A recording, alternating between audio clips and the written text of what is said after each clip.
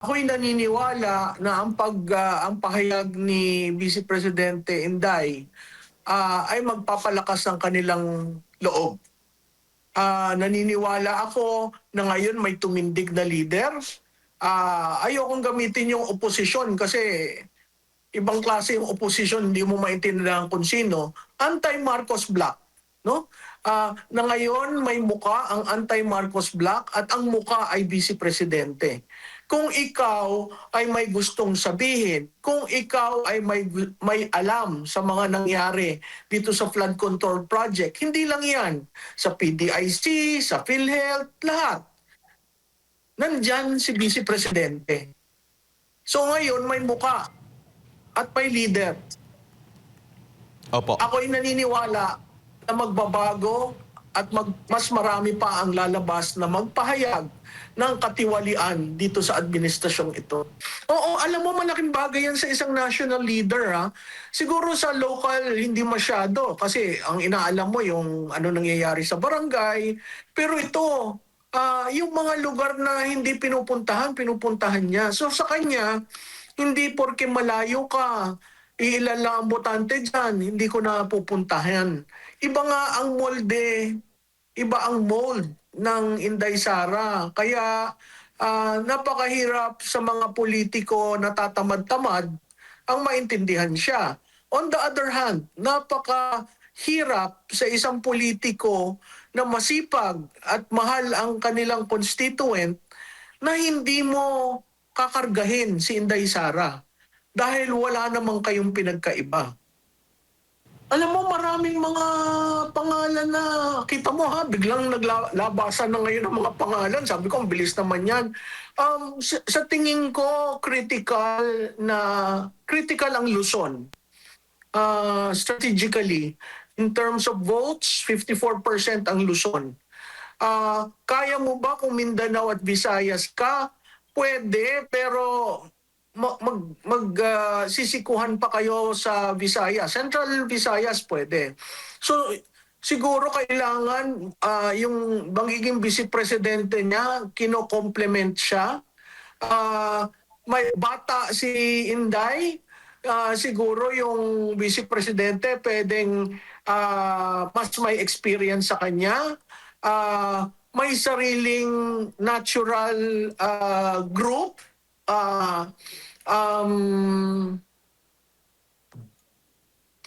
Taga Luzon. Mahalaga ang Luzon. At yung pagpili na yan ay critical kasi mawawala sa usapan ang Northern Luzon. Northern Luzon ba? Hindi naman. Malaki ang Region 3 at Region 4A. So ang NCR malaki rin. So tingnan natin, meron nag-float na babae sa babae. Ako, naniniwala ako na medyo mahihirapan dahil hindi handa ang Pilipino sa dalawang babae na mamuno. Pero kung yan ay dadalhin ng tao, why not? No, nasa tao naman kasi talaga kung sino yung magugustuhan nila. Ang malaking bagay dyan, naintindi nga nila si Inday Sara nung bumaba at mag-vice presidente na lang. Sa tingin ko maiintindihan nila kung sino ang manunumbrahan ni Vice President, kung sino ang kanyang magiging katandem. Ay, go ahead, Atty. Conti. Total naman yan, si Atty. Conti, sayaw ng sayaw sa hangin eh. Hindi mo maintindihan. Meron ba siyang witness? Nagpatawag siya. I mean, these people, they do all sorts of things just to ensure na yung mga Duterte nasa defending side, no? Kung mabanggit, di mabanggit. Di ba? And let the facts bear that out. Kasi yung sinasabi niya, involved rin daw. Paano naging involved? Hindi naman siya nasa national. Kung sa Davao, nasa ng preba nyo. Alam mo, madaling mag-akusa eh. Ang pag-aakusa eh 5-5, no? 10-5. Akusa ka ng akusa. Pagdating sa facts, babagsak. Bakit ka nag-aakusa? Kasi mahina yung facts mo.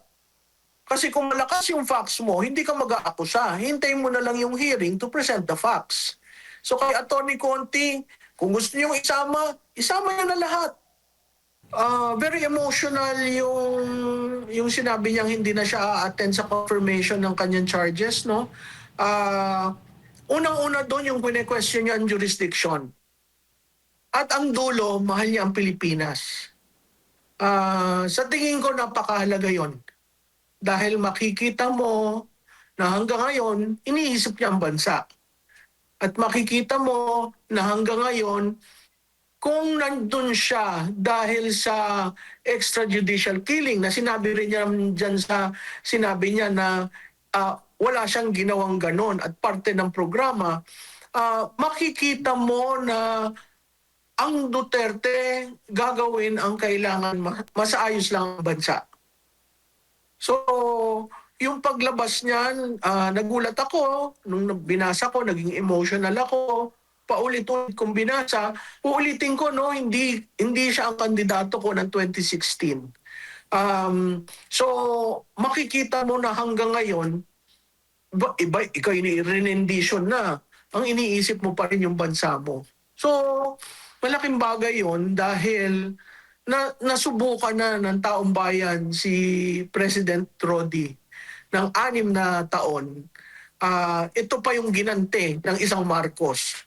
So, may kabuuan niyang mga yan. At sa tingin ko, pagdating ng 2028, makikita natin overwhelmingly ang impact niyang mga ginagawa nila. Yan ang problemang isa pa. Meron nga akong kausap, ang sabi, anong gagawin natin kay Chairman Garcia? Sabi ko, wala. Naandyan siya, may term siya. Di ba?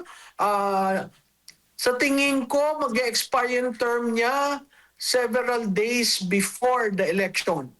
So, kailangan paghandaan. At kailangan ayusin. Nakita nyo naman sila doon sa paghahanda sa BARM election. Diba? So kailangan ayusin. Hindi naman pwede ang COMELEC na nang tutulog pag walang eleksyon, pag dating sa eleksyon, doon lamang gagalaw. So kailangan ayusin yung voters list, kailangan ayusin yung problema na nangyari noong 2025. Diba? Maraming bagay eh. At dito sa hanay siguro ng mga supporters ni Duterte, kailangan magsama-sama, lalo na yung may mga tech know-how, kung paano babantayan ang boto. Ganitong kaaga, kailangan planuhin yan. Yung good luck, maraming ibig sabihin yan eh. Good luck na, naku siya na, di ba? Hindi nagpakita ng takot. Good luck na nasa amin ang makinarya, nasa amin ang pondo. Good luck na, anong batikos sasabihin mo kay Vice Presidente? Pero ako, ibabalik ko sa kanila, good luck sa paghanap ng inyong kandidato.